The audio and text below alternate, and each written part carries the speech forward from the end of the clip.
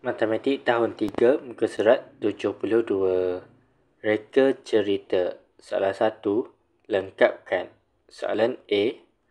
1/5M tambah 3/5M sama dengan 4/5M.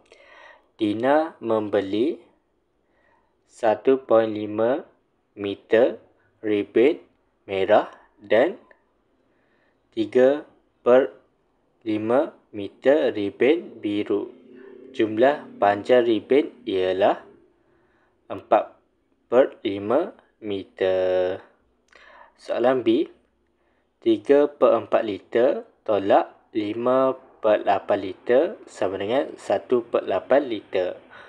Puan Lee ada 3/4 liter air mineral di dalam botol.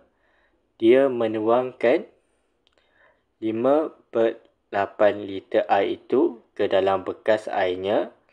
Baki air mineral di dalam botol ialah 1/8 liter.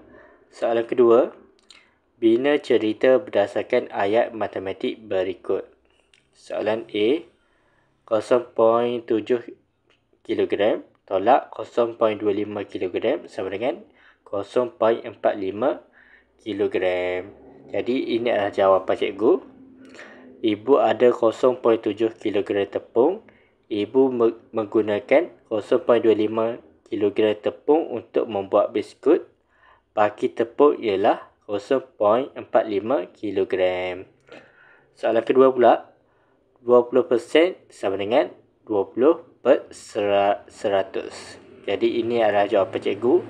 Selai baju diberi diskaun sebanyak 20%. Dalam pecahan ialah 20/100. Jadi ini adalah jawapannya.